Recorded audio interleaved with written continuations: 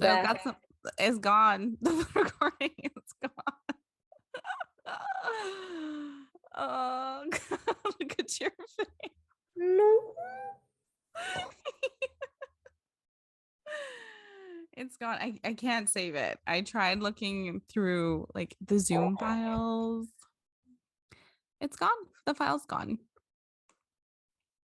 Okay. Okay. It is. I might have to go say bye to Allie Mhm. because if we do another hour and a half or so, she'll probably leave. What time is she supposed to leave at? I don't know, whenever, honestly. She's not staying over though, so I'll just Okay. maybe go up and say bye for like 5 minutes. Yeah, I can pause when that happens.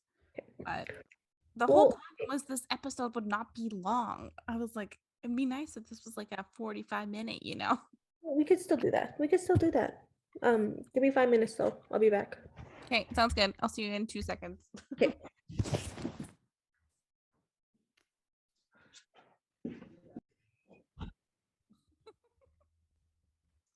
Hello, Okay. friends. This again.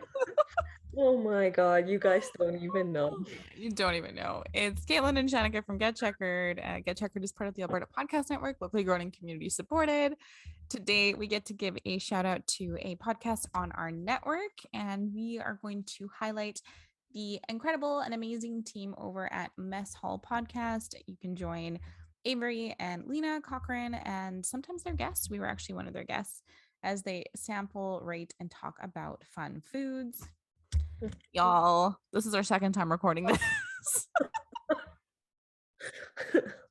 Yeah, we were super surprised and like did well with the first recording, and then we lost it. So Yeah, we were hit with a insufficient drive space on Zoom, and I was like, "Oh, that's fine. Like, we should still have the file though up until that point."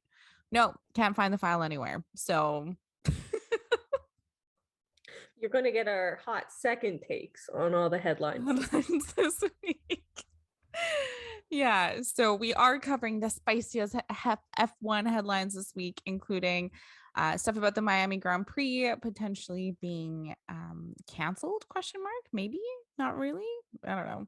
A ton of stuff tied to the one who shall not be named, Haas and Ural Cali, as well as this is more of like a fun thing, but the drivers kind of roasting Aston Martin's safety car and Brad Pitt's F1 movie. It's more so for Caitlin and I to dream up, what we'd like to see the film be about. But Caitlin has an assistant for the second recording of this. Hi, Clover. She's awake now. Look at her. Oh, she's so cute. Why She's like this, just like on my belly when I have the laptop here. And so when I'm trying to do papers, she won't let me finish a paper. And I'm like, you're too cute to move. She is so sweet. Yeah. I'm gonna have to edit that out. Oh my gosh. We're human. We We sneeze. are. But first off, I mean, like we've talked about this already, but we have to fill everyone in now. Shani, how's your week been? Oh, thank you so much. Well, it's a long weekend for us, and I am off in BC, hiding out in Wassa for the weekend, doing a whole lot of nothing, hanging out with my partner and his family, and just enjoying some. It's kind of cold here, to be honest. It's like not the warm Wassa weather we're used to, but that's kind of it. His cousin had a dog here yesterday, so it was nice to hang out with a puppy named Timber. I will be working remotely tomorrow, so we'll head back into the city. And just as I left Calgary, you actually came back home. I'm here in Calgary and Shanika's not. But then I'm not going to be in Calgary as of tonight. I'm flying up to see father, so I'll be up there for the next week. Up in the middle of nowhere, you guys, but it's peaceful. It's nice up there. And then you should tell people, have we even shared where you were actually born? Sure, okay. Oh, yeah, I was born in a small town called Inuvik, Northwest Territories. It's the regional center actually up there, so it's a pretty important place, but 3,000 people. It's actually, when you look at a map, you think it's pretty close to the Arctic Ocean, but there's quite a few miles between us and the ocean. But it's on the Mackenzie Delta. It's beautiful up there. Mm-hmm. Shanika's come up actually. So we took Shanika to the camp one summer. And you got to see what the middle of nowhere is truly like. Yeah. Truly middle of nowhere. Like you can go for walks in the mountains past that. Like there would probably actually have been no one to ever walk that exact path before, right? So it's kind of fun, special. So going up for Easter and then staying a few days. I think weather's going to be very good. That's good. -3 or 4, which is wild for the north, but it's going to be sunny and not that cold. Lots of snow. It's kind of perfect. And you get to be away from Wi-Fi except that one cabin. Truly. Yeah, no Wi-Fi except I have to finish 2 papers for school still. One I think is going to get submitted by someone else. I have to get the second paper to Nicole when I'm up at the cabin. So I'll hotspot my phone. We have cell service at the Yeah, cabin, just not Wi-Fi. So might have to do a bit of hotspot. That's fine. it's fine. You get to enjoy a little bit of a break. And Right? after I think, that, I think we can put the actually no, the race, Imola. yeah, I'll have to be back in town that day because I leave, I think, at like 10 in the morning. So might watch it in Inuvik. We'll see. But okay, bye, Clover. Yeah, so I'm gonna be back in Calgary following Sunday, and then can see Shanika in person finally for the first time in months. I know we'll be reunited for a little bit of time before then you head off to Portugal, right? Truly, yep. This is my break between first semester and second semester, so you guys are making the most out of it. Mm-hmm.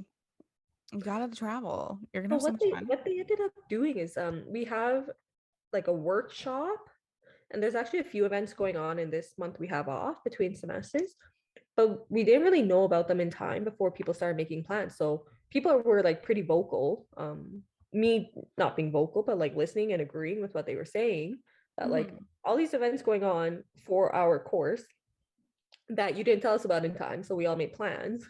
Yeah, so none of you were A there. little frustrating. Yeah, So I'm driving out to Vancouver for May 3rd yeah. in Calgary. Um, so I can make this workshop before, and it's going to take me to May 6th, and I take my flight to Portugal the night of May 6th. Like it's just, it makes it unnecessarily busy. I had it planned out, it was fine. And now it's going to be busy like that. Whatever. I can make it work. But also, you guys, something Shanka hasn't said on this recording yet is she was skiing at Lake Louise on Friday, and I'm very proud of her. I did go skiing at Lake Louise. You have all been following the journey of me trying to figure out how to ski. And so this is my fourth time ever, but first time down a mountain. And it went.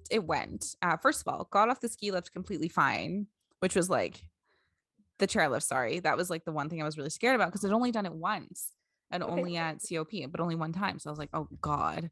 But did that and I was like, yes, I did it, feeling confident. And the first little bit wasn't too steep for it's called Y-Waxy, I think is what it's called, the green one. Yeah. So the first like third or so, I was like, okay, I think I can do this. And then there was like this little hill, which when I was going down it, I was like, this is a very big hill. But within those 60 feet, I fell 4 times. And just because I was so petrified. And then after that, I was fine for the rest of the rest of the hill. But skiing is very much a mental game. Like once you're scared, it's like, oh God, okay. Like Totally. you have to just like psych yourself up again. And for that final third, I was like, you know what? I'm gonna fall anyway. So like fuck it. And then I didn't fall the whole time. So It's like when you're afraid, it affects your posture and it'll knock you off balance so much easier. yeah, that's a thing. So for those who don't ski, when you're afraid, you're probably going to end up like sitting in your skis. So like have your body Lean back down. backwards because you're like, oh, I'm gonna fall. So typically you want to fall on your ass. Like you just don't think to lean forward, right? But for skiing, what I've learned is that leaning forward is what you need to be doing. It's just that Different. Yeah. when you're scared though, it just doesn't happen like that. So I'm proud of you for making it down though. It's always fun the first day in the mountains, and now you're hooked.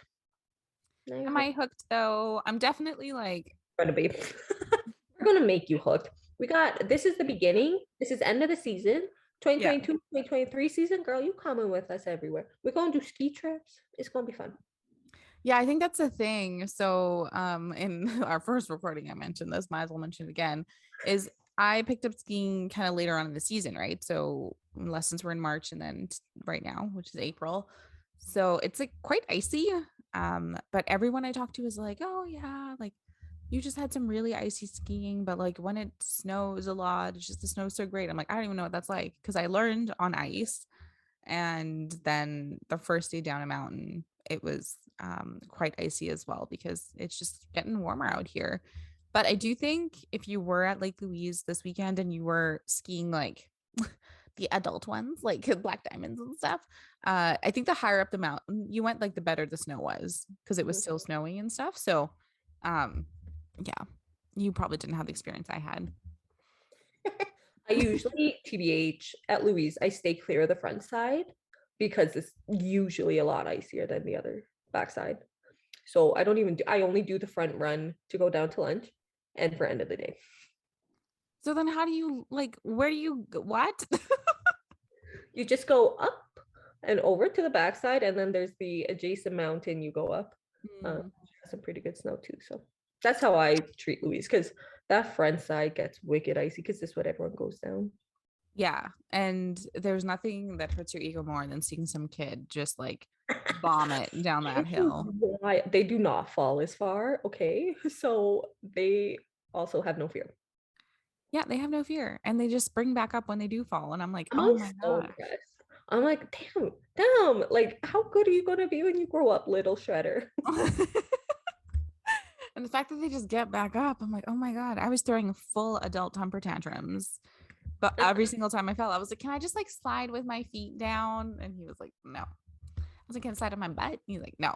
Like, So I was a bit of a handful and yeah, you made know it. that main one coming down right before the lodge. So my great aunt Lita, she's 97 right now. They came to Calgary in 1944, and she tells me the story of when the first time she went to Lake Louise to ski, she went with some friends, and she I guess they separated and stuff, and she was the last one to come down, and they were at the lodge just like looking out this front run, and they see this crazy lady coming down, like sitting on her skis and like honestly just bombing it down straight. And they're like, who is that? And it was my great aunt because she got that, like she bent down and she didn't get back. She didn't get back up and just screamed her way She down the didn't hill. fall. So I'm like, that's very impressive. Back when like I can't even imagine probably how cheap it was to ski those days, but nowadays it being over $100 is it It is hurts. ridiculous. Like I was so for we went for a half day, which was good actually, in terms of like life tolerance. But I was like, holy crap, like this is very it's $100. That's fine. But then, the rentals were actually pretty inexpensive too. But if you went on any other day, it's like over $100. You have to drive out there. Um, and then of course, I do understand why people drink also afterwards and or during because we got a beer after. And I was like, oh yeah, it's because you almost die like the whole time. Like you No, no, not necessarily. you need to like calm your nerves a little bit. Oh goodness. But so the thing is, did you really learn if you're not falling? That stays with you even when you're skied a few more seasons. Yeah, that's what my instructor said at COP. He's like, you're not trying, you're not falling. I'm like, okay. Mm-hmm. Some Uh, days you don't want to try though, and you want to stay upright, and that's fair. That's yeah, totally exactly. You don't want to fall. And then there's some days that you ski really well. yep, I'm pretty yep. sure that I did an episode talking about like my second lesson day of skiing where I was like such a badass and doing so Nice. well. You And then go, the girl. next day I fell a lot. So it's like, it's just inconsistent. It happens. It happens. But I am very proud of you. And I'm happy you got out to the mountains. Thank you. Yeah. We'll see if I don't know. It's just it's hard to tell if we can go one more time before the season's up. I hope so. I I hope think so. so. Things are open late right now. Yeah. So I hopefully. slushy, which slush is easier than ice. So Yeah, that'd be slush would be easier. The ice is painful when you fall. fun. Agree. Mm. Anyways, we need to get into our headlines. So, but before we do that, I'm going to do a quick ad break for everyone. Mhm. So, this episode of Get Checkered is brought to you by ATB. So, are you looking for a way to give back? ATB Cares makes it easy for all Albertans to support the causes they care about. Donate to your favorite charity through ATB Cares, and ATB will match 20% of every dollar donated to eligible Albertan charities. To learn more and donate, visit atbcares.com. Woohoo. So the first headline is tied to the Miami Grand Prix. And please just enjoy how dramatic this headline is. You'll know why it's dramatic after I tell you You what have outlet to, it's from for the capitalized word, you have to make it as dramatic as the as scene. possible. Yeah. So, Miami Grand Prix is at risk of being canceled as residents file last ditch lawsuit to block Formula One heading to Florida over noise pollution complaints, with the race just 3 weeks away. And this is from the Daily Mail, which I will say is a full on gossip rag that. Okay, this is like a total tangent, but there's that one girl that they always post on their Snapchat stories. She Daily like, Mail. Oh, you watch yeah, the Snapchat stories. I used to, and I was just like, why are they just constantly posting this girl? Because I don't know who she is. Like, she's not famous, but I think she like pays them to follow her around. I'm sorry, me being dramatic. But Interesting. anyways, we know that the Daily Mail is the gossip rag, but all of this was also in like motorsport.com. So we know it's like a little bit more legitimate, but this is what you need to know. The residents are filing a lawsuit against Formula One. And with this really tight timeline, the judge, Alan Fine, has said that he's frustrated having to hear the case on such a tight schedule, but he will make a ruling whether to dismiss the case as soon as tomorrow. So when this episode is out, or actually when most of you listen to this episode, which is Monday mornings, the lawsuit contained an estimate from an engineering firm which predicted that the race would produce up to 97 decibels at homes within a 2.5-mile radius, which can be comparable to a chainsaw. The law states that noise levels should not unreasonably disturb the peace and comfort of adjacent residences, but does not provide specific measurements. Okay, so hot takes. Hearing this for the second time today. Oh, I'm sad for us. And I think it all comes down to like, what was the timeline? And like, we know that the race is 3 weeks away, and they're just filing it now. When did this engineering firm do this assessment, and were they hired by the residents to do the assessment, or was this the engineering firm that like residents are just getting a hand on the documents now somehow of the noise documents that were during the project planning phase, which would have happened quite a while ago. So I don't know where that comes in. Like if it was the residents that hired this engineering firm to do the assessment, I'd be interested to know how that compares with what Formula One would have assessed, because they would have had to. Knowing Formula One is as noisy as it was, they would have had to do a noise assessment. And the fact that law doesn't have a defined number is very interesting. Like I've worked with a bit of noise stuff in Alberta and Ontario before. Got on my hands just a little bit into that. And there's guidelines of like a certain decibel level from industrial sites of different scales, and like where the people are, and like you have to make reasonable mitigation efforts for those people if you're planning the project and it exceeds those guidelines. Okay, now knowing that, but we don't have guideline numbers, I guess, here in Miami, which is quite odd.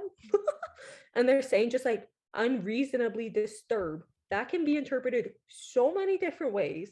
And I almost feel like if I was a judge and I heard this, and I'd be like, Yeah. "We're 3 weeks away, unreasonably disturbed, but it's an international event, and like it's not a full 24-hour thing that this is happening. It's only for certain hours, Friday, Mhm. Saturday, Sunday.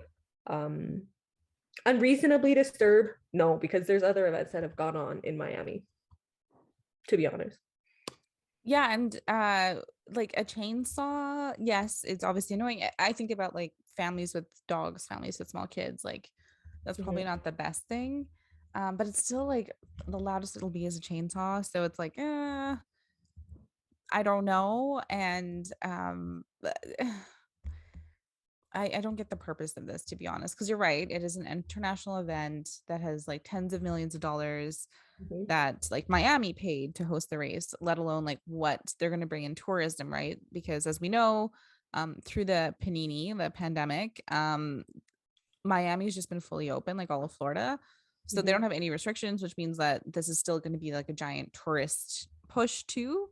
So yeah, I don't know. I don't know And what's going to happen. the city of Miami wouldn't have approved something if it didn't pass its own bylaws.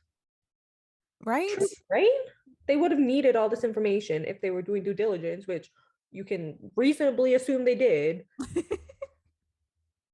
So I don't know. The second time hearing this, the more I'm kind of like with the judge being like, why are you bringing this up right now?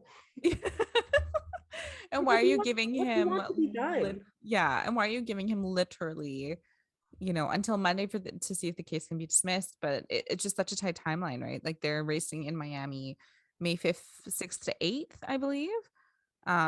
Is when they're in Miami. Obviously, they're going to be in Miami earlier during that week, but it's just is ridiculous. It's ridiculous. I don't know. We'll have to see what happens though. And I just don't think it'll impact anything. I think this is just like people that are not happy who are like, okay, we're gonna create a bit of a mess. Right? And like they don't have this law really on their side. I would think.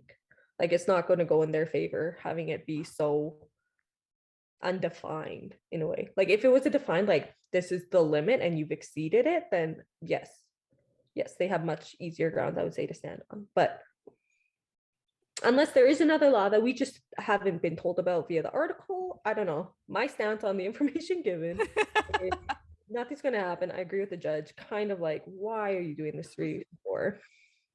Yeah, I am with you. I just think but also like filing a lawsuit is expensive. So I'm curious to know like who actually filed it. It's like notorious, right? Civil cases, filing anything having to work with any lawyer is expensive. So what I think is that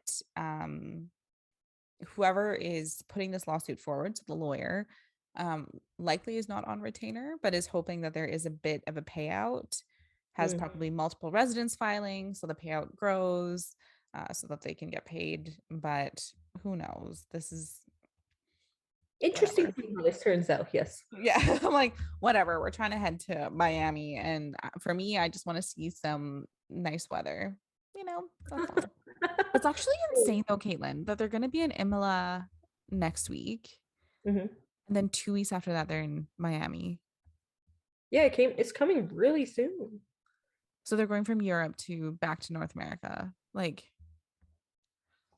well, we will talk about the environmental impact of that later. So the next sort of group of headlines I found are all just centered on one family, one team, one ex-driver, Formula One. But the headline reads Russian F1 driver, the man we shall not name still now, has $114 million property seized in Italy. So this is from ESPN, but the article stated that Italy has seized properties owned by the former Russian Formula One driver, the one we know talked about, and his oligarch father. The operation targeted a villa known as Rocky Ram, located in the north of the island of Sardinia, and it is part of a broader effort, of course, aimed at penalizing wealthy Russians linked to Vladimir Putin with the invasion of Ukraine. So we actually looked up what this Oh yeah. looked like. So we 11 out of 10 recommend you Google Rocky Ram Sardinia and you'll see photos. It is a compound. Yeah. Yeah, it's honestly what I would picture, like a hotel with a huge pool in the back. But it's owned by one person and it's a house. In this case, it's crazy. It is Absolutely insane. insane. It's so insane. And the only reason I bring this up is because $140 million? Like, who has $140 million? The spread of wealth in this world is ridiculous. I said in the last recording that I was upset it's on Sardinia in a way, because Sardinia is the place I really want to go because it's Yeah. kind of untouched. It's not as popular as a lot of Italian tourist place. And it's like actually great for cycling, I guess, in Sardinia. So I really wanted to see it, and I'm like, oh, it's almost tainted, in my opinion. Um, No, I agree. I think it's just so gross. So much money, so much opulence. Like I said, if you look up the house, you'll see like the ginormous pools, the roof which, that has which we say, and we hold it to it, that we think it looks like High School Musical 2 a pool. pool for So not, you won't be able to unsee it once you hear this.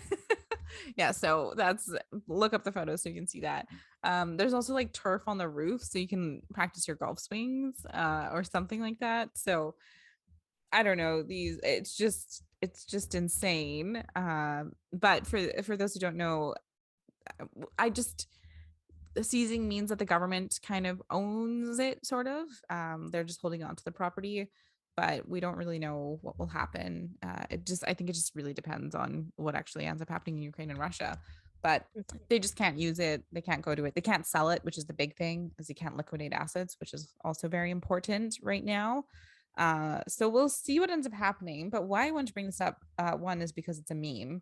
It is so funny that this happened to him while he was like on TV being like, it's cancel culture. Like all these Russian, do you remember what he was trying to build? He was trying to build a foundation to like Yeah, yeah. help these Russian athletes, which I understand there's a lot of people who have done stuff in Russia completely off of merit. And I think that there's a conversation to be had about like, does it make sense to punish people like that? But this is a billionaire son. Is very much in the circle with Vladimir Putin. Exactly. So it's the irony of him talking about being canceled, and then gets a property this large seized, and to us at least it feels like a drop in the bucket. But Really. why I wanted to bring it up is because Eurocali, his dad's company, is demanding that Haas refunds a $13 million sponsorship that they gave. And for those who don't know, this is directly from ESPN, but in March, Eurocali put out a statement that said, as most of the sponsorship funding for the 2022 season has already been transferred to Haas and given that the team terminated the sponsorship agreement before the first race of the season, Haas has thus failed to perform its obligations to Eurocali for this year's season. According to Motorsport, however, Haas is refusing to refund any money it has received. The report quotes a letter from Haas to the Russian company that cites a clause in the sponsorship agreement stating Eurocali could not injure, bring into dispute, ridicule, or lessen the public reputation, goodwill, of favorable image of Haas. And this article also talks about just what legal scholars and case law shows, and it's that the party which terminates the agreement for breach of the other party is under no obligation to return to such party what has already been received under the agreement. So the claim of Eurocali to obtain the repayment of the down paid amount of 13 million is therefore ungrounded and rejected. I mean, so to be honest, I took my engineering ethics exam Oh, 12 right. days Yeah, ago. you On the did. 5th. And like a lot of it is about law, contract law, and we get into a bit of common law. And so I wonder if like, because the clause says like they cannot lessen the public reputation, goodwill, or favorable image of Haas, and like being associated with this company would definitely lessen that public reputation. So I fully agree with that point. And Yeah. I also think like they can almost call in like force majeure in a way. Yeah. because it's like this is unprecedented times. Yep. Yep. And so, but if they get to follow the case law path anyways and it's in their favor, maybe that's their first course of action, then go force major. I don't know how they're going to handle it. But question to you, Shani, is do you think Haas is going to have to repay that in the end? No. Because typically the key language here, I think, is the fact that the contract was breached, right? Like the issue here is that the contract was breached with Eurocali doing whatever they did. And like you said, it might be a reputational thing. There might be more things behind the scenes that we don't know that was in that contract. Mm-hmm. But after it's been breached, you never have to pay people back. I've never seen that happen where after a contract's been breached lawfully, Fair. then you have to pay someone back. The thing is, though, where I could see something happening is if somehow Eurocali is able to be like, there are issues with the actual contract. Then it becomes like even more muddy on whether someone would get paid back or not, and what was actually breached, you know? True. And is it also a breach that they dropped your alkali before the first race of the season? Was that also something in the contract? No. That seems like it was also something in the contract. So is that considered a breach too? They both breach? Did they both breach? Caitlin and I, not lawyers. Throw us an LSAT though. Yeah, throw us an LSAT. We'll write it for sure. No, you're right. I don't know. It just seems like after you have a house that's worth $114 million gets seized, why the hell do you care about a $13 million investment, sponsorship, whatever? Truly, this is a very good point, Chen. Because what does it come down to, we think? Like they like Uralkali has burned bridge with pretty much all of FIA at this point. They've definitely burned that bridge with Haas. Would they ever want to come back? I don't know. We know that like he will never end up in another team. And I think that at least of the teams that exist on the grid right now, right? Like obviously things can change, Racing Point turned into Aston Martin, whatever. But I think that his behavior, especially what we've seen through like Drive to Survive and stuff, like who would ever want to make a deal with that? And also, I guess they're dealing with like reputational damage, right? Because Ural Cali, right before the season starts, this huge thing happens. The CEO president is linked to Vladimir Putin, who's this horrible, horrible person. Neither one of them have come out and really said anything against Vladimir Putin. Like, how do you even come back from this at all? I think is like a big question. No, and I think the only reason they're going after this 13 million is because they want to stick it to Haas because they feel like embarrassed being kicked out by them, right? And like he's probably mad that his son lost his seat, even though we do think he's never going to get a seat back in F1. Mm-hmm. For truthfully, he doesn't deserve to be in there. He was not the top 20 driver in the world. He wasn't. He might, like he said he did well in F2. I never actually looked up his history, but if he did, he might be top 100 driver. Okay. You have to be top 20 to really deserve that seat, sir. Yeah. And he's dangerous, and we know this. Yep. And I was trying to think, like, now that we're talking about this, like, could he go? Because we see a lot of the Formula One drivers, because there's only 20 seats, they go into other motorsports. And could he do it without having to pay his way through it? But I think that the issue is that reputational damage, like and also just like morally, yep. He is still tied to his father. He is still tied to his father's company. Even if his father was like in the US trying to like get a team or sponsor something for IndyCar, like that would never happen anymore. Like I do think the bridge that's burned with FIA in general, and FIA should cover those other motorsports, right? Or at least like some other series. Yeah. Yeah. No. I think them making such a big fuss out of this and like fighting for scraps doesn't position them any better. No, I completely agree. If I were them, I would have done it with some sort of grace. And then also, it's just like, I would just not have met with Vladimir Putin. Like, I don't think you're a billionaire. I understand with everyday people, if you have to say certain things, we know a lot of Russian athletes have like not said anything. And I get that. Your family's back in Russia. You want to protect them. I totally get it. but to like a billionaire who's very well protected, could easily move his assets out of the country. Like, no sympathy, no sympathy whatsoever for You you, just know sir. that even if he did something like that, it's to cover his own ass, but he's been meeting with Vladimir Putin. He's in the circle. Yeah, he's in those photos. So sorry. It's just, I think the reputational damage is done. Mhm. My question for you, Caitlin, is do you think this is the last time we'll hear about or hear from Ural Kali and the oligarch's son? Honestly, no. They're fighting for 13 million, which is scraps for them, let me Yeah. clarify. But it's not scraps for Haas, which is, I think, like, right? Like, Haas needs that. Sure. And sir, you kind of don't. Assuming you have your billions in banks, probably in Russia, you still have access to, right? Like, you Mhm. don't need that. But it's all about making a point, I think, at this point. Yeah, it's not the last we'll hear them. They'll still bring up weird clauses and weird rules, and then people are still gonna be like, no. Exactly. Exactly. It's Yeah. just like we're gonna constantly hear about these people. And my request to all the media is just to not give it airtime because it's Entertain it, exactly. it's funny right now because it is funny, but it's also like these people are actually like bad people. And let's just not waste the energy. The next headline is okay, kind of funny. That's the only reason why I brought it up. But it's this 528 horsepower Aston Martin is too slow. And it's from this site called Jalopnik, something, Okay. jalopnik.com. It's just like a blogger who reports on motorsport, but this is all tied to the last race.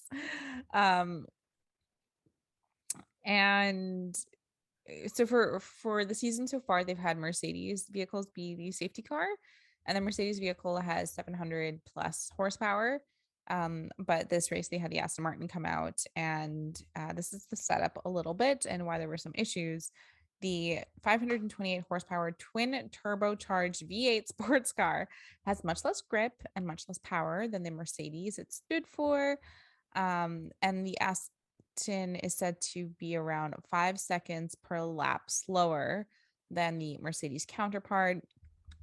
During the last race, when the safety car was deployed for Sebastian Vettel's solo crash, oh my God, can we like forget about that? I hate that happened to him on lap 23. Many of the drivers swapped onto hard compound tires, which we did see.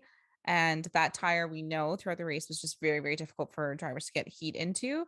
And under safety cars, it was near impossible to build up temperature. And I didn't see this. Like, I think this must have been two journalists afterwards, but Max said there's so little grip. Also, the safety car was driving so slowly. It was like a turtle. Unbelievable. To drive 140 on the back straight, there was not a damaged car. So I don't understand why we have to drive so slowly. We have to investigate. And then Charles was a little bit kinder. He said, to be honest, I wanted to complain, but then I checked how much the safety car was sliding in the corner, and I don't think there was anything more that he could give. So I didn't want to put too much pressure. um, yeah. I mean, I think I heard that they were complaining it was so slow. Some people were making jokes out of it, but I wonder, like, I also, okay, so you mentioned this. It's said to be 5 seconds per lap slower than the AMG counterpart. Charles and George were in a conference together and they were joking about this, and it came up that, like, you need to put a Ferrari to be 5 seconds faster than the Mercedes, and it was just like, yeah, that was funny. That was a good one. That was a good one from Charlotte. And George is like, we'll see. We'll see. That's what I thought was funny too, because I'm like, oh, you mean the Mercedes was actually faster? Like we had a Mercedes that was faster in this race series so far. Truly, right? I actually don't know if they'll bring out the Aston Martin. What I thought was funny though is that Formula One came out and they were like basically kind of like slapping the wrists of the boys, being like, safety cars are there for a reason, which is to slow things down and to make sure people are driving safely. We're not going to replace the car. So it was a bit of a slap on the wrist of the guys, but I just thought it was so funny. But also, let's consider, is Aston Martin at the bottom of the championship right now? They don't have a point. they're at the bottom, right? So it's kind of funny that like that's the safety car right now. Right. And it's the only one that was leading the Grand Prix for a little bit there, the only Aston Martin to do so, which we can say about the Mercedes too. There was two Truly, races with the Mercedes leading. It's really. just not the cars that they want. Yeah, I think what's interesting, and the reason why I pulled this article though, is that this is something I didn't even consider. With them swapping into the hard tires, and yes, we know how hard it is to get heat into it, but I didn't think that the safety car was the problem. I just thought like, okay, the drivers are just complaining about the stuff that they normally complain about. But if you're losing 5 seconds per lap, Yeah. because this car is driving so slowly, and to quote Max, it was like a turtle. Obviously, let's put that like with an asterisk. Their idea of speed is very, very different than most people's. I see how that could be a giant issue, especially if you're restarting, right? Like safety car goes in and then you have to restart. Hmm. How are you and I mean, at this point, it was Max and Charles supposed to like actually be competitive, I guess, at that start. I don't know. I do think it's an issue, but if Charles is saying like it was sliding already in the corners, then don't push the safety car out to a dangerous situation. So yeah, do you just need a different safety car is the thing. Oh God, and that will be a blow to Aston Martin that maybe they don't need right now. But things progress. Things Things need to do, maybe they'll work on the Aston Martin safety car just as they work on their own cars. right? Maybe. The last headline is something fun, which is Brad Pitt's Formula One movie, Everything We Know So Far, from movieweb.com. I read the article. There was actually not that much that they knew that far so far. But the I guess the big things is that he's producing and starring in the future Apple movie. And he's a big motorsports guy. So he's like voiced a documentary on GP at MotoGP. He's been at Le Mans, like actually to see the race and stuff. So he likes motorsport, and we don't know anything. So there was some conversation in the article about like Lewis being tied to the film, but it wasn't clear if he's not going to be an actor, obviously, but is it just like a production credit? Is he going to be on set to make sure they're doing things in the right way? Kind of like how, what was that movie that you and I watched that's about James? Is it James Hunt? Yeah, that's Rush. Yeah, I think Nikki Lauda was on set for that to make sure everything was like proper. So maybe Lewis is doing that. But I have some questions for you because we get to basically build our dream movie. Nice. What do you want the plot to be? Who do you want the actors to be? Um, is there like an era of Formula One you want it to cover? Do you want it to just like not even be historical? I know. To be honest, I think that it would be best if it was historical and it revolved around certain events. I wonder if like I don't know. Like I truly think last year's season is movie worthy. I do. Mhm. But I wonder if they go back to like I don't even know, like a Schumacher versus someone kind of style, or Mhm. I don't know. I think it should be based on actual events that happened. I wonder if it's someone's rise through, if it's another rivalry would be fun. I don't know. I'm excited regardless. I have no idea what I want to see, but I want it to be good. What about you? I would love to see. I mean, there have been some documentaries I think on him, but like Ayrton Senna and his obviously like wild career, but more so like his impact on Brazil. And I know if I had half a brain right now, I'd pick like a Brazilian actor, but I can't think of anyone. But when I think about people I just want to see in movies right now, Mhm. um, it's Rob Stark, right? Who, Ooh, yeah, yeah. Um, I would also love like Henry Cavill, but I think he's like kind of, he's I'm not built like sorry, a driver. yeah, he's too big. Like he's actually physically too big. Also, I can't believe I'm saying this, and I'm so sorry to him if I ever meet him one day. Um, I think he's kind of boring. Oh, Shanika. Shanika. I don't know what it is. I just don't think he's been in like the best roles that show his range, which I think is That's like, fair. yeah, that's like a nicer way of putting it, I guess. Oh my God, I'm so sorry, Henry. But yeah, he's not built like one. A Tom Holland. Tom Holland Tom is Holland looks built good in like it. one. Like Yeah. he's like the right size to be in a Formula One car. And Brad Pitt Ooh, was oh you know, if they could do that, I would be a fan of. It doesn't have to be historical, actually. If they could do a fantasy, like a different world kind of thing, a okay. female, a female lead coming Yeah, in to F1, I would be all for that. I And would then we be for bring in that like fucking like talk about Tom Holland, Zendaya. She's my favorite ever. too. Bring Zendaya in. Yeah, bring Zendaya, like a Lupita Nyong'o. I feel like Jennifer Lawrence is in a movie like this typically.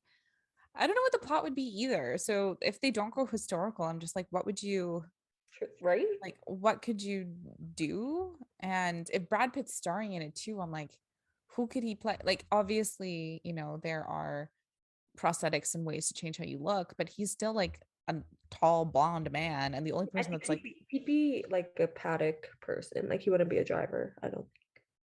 yeah, maybe, yeah, you're right, or maybe like a team principal they could Yeah. cover. Do you think it'll be like a Formula One? Maybe it would be like Rise of a team, Rise of a Mercedes or something. I don't know. I don't know. Like the stories I want to hear, like I want to hear about Ferrari and the Schumacher era. I want to see Ayrton Senna in a different way. We love obviously the like Claire Williams. So Mhm. is there like something that could be done about her and her family and the work that Frank's done in the sport? Um, I don't know. I don't know what this is gonna be. Yeah, I would say this was like a very annoying article because it was just like, No information. yeah, no information. You know the when it's gonna be out? Let's see. I'm gonna pull up the article again.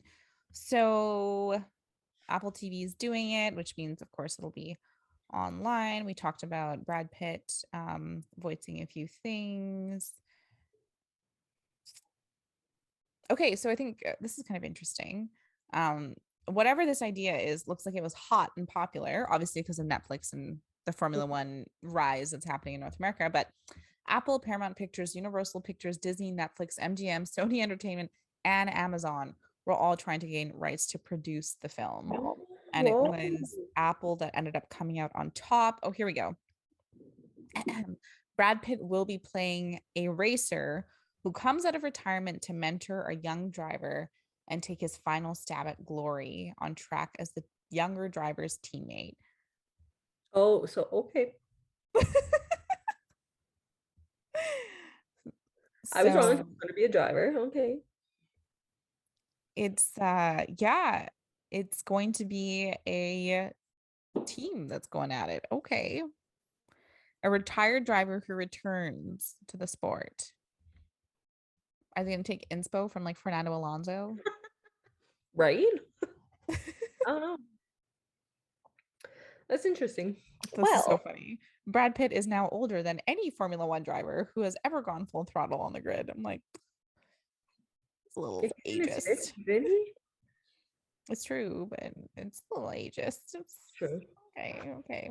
Okay. So we have a bit more detail. Sorry to movie web that I didn't just glossed over everything that you wrote about. Let's see what else we got. The I guess like the cost between 130 million to 140 million. Pretty Okay. substantial, isn't it? Like a big Yeah. mansion.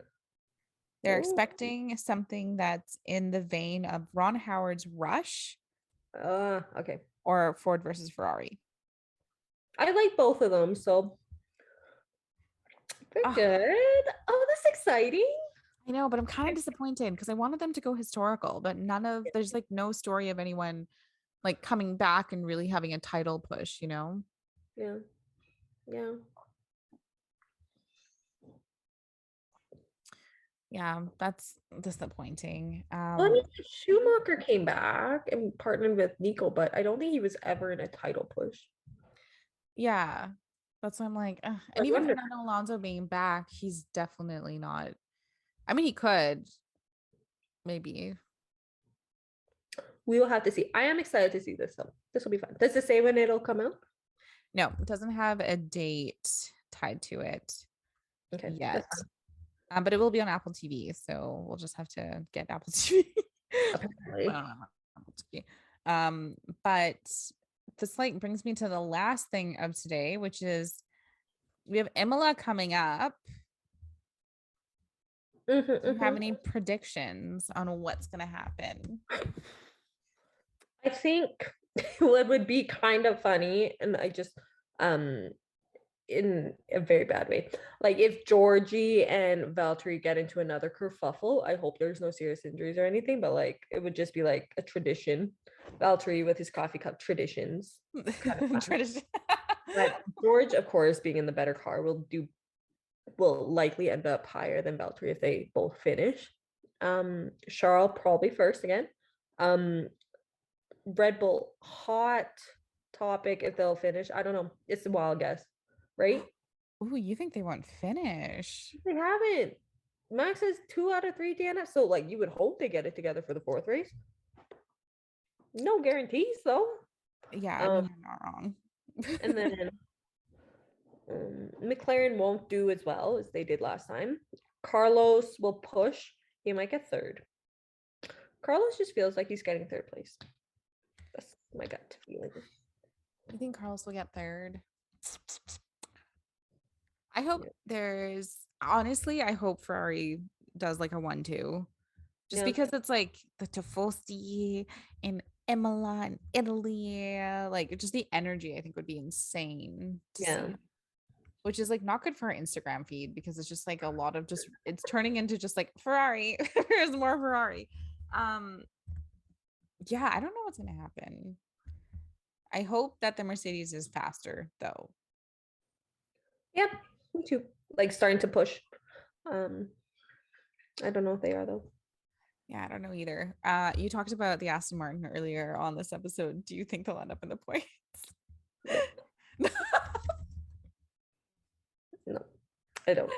Oh my god, devastating. I think Seb and Lance are not a P19, P20. They should not be in last of the constructors, but coming in 11, 12, 13 doesn't get you points. So that's where I think they'll land.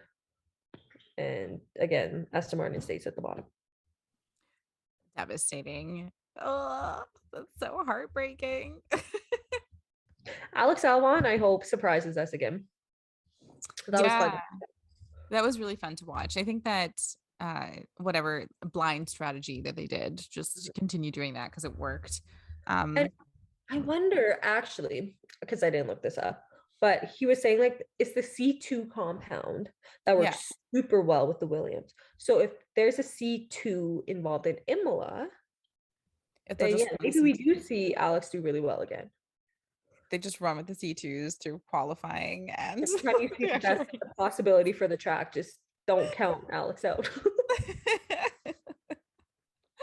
That's a good point. I don't know. I'm just excited to have another race back again, get to watch it. And I got Charles Leclerc on my team for Grid Rival this week. So Charles, make it 4 for 4. Do you okay? I had to we talked about this in the last episode, but I basically had to rebuild my entire team. You put everyone for 3, man. I know a mistake was made. I'm not saying it was the right thing. I'm saying it was a thing. So my current lineup is like, I think it's fine. It's just not great. You know what I mean? Yeah. But you know what? There's still 20 races left. True. But yeah, I have both Alfa Romeo drivers on my team right now. Not awful, to be honest. Guan Yu is performing, man. Yeah, he has done. People like Valtteri, is he good again? I'm like, he's kind of driving okay. Yeah, the only issue is like he has really bad luck, right? Didn't he didn't finish or something a race this season so far? I really can't remember, but I mean, to be honest, I don't think he has good luck. Yeah, exactly. That's what I'm like. He has really bad luck, which is a problem because I have him on my team. Yeah. Anyways, so we'll keep you updated on our Grid Rival situation. But on my work one, I am in the lead. Oh, good work, So Jen. that was good. Good work. That one worked out well. But friends, this was the second recording of this episode. Thank God we made it through. Follow us on Instagram, TikTok, and Twitter at Get Checkered on everything. Send us your DMs. Let us know what you like, what you don't like. Should we give a shout out to the woman who sent us a message from Saskatoon? Was Yeah. it? Yeah. Jamie, thank you for listening. We really appreciate it. But yes, send us emails, send us DMs. We respond to everything. And until next week, everyone, Stay checkered.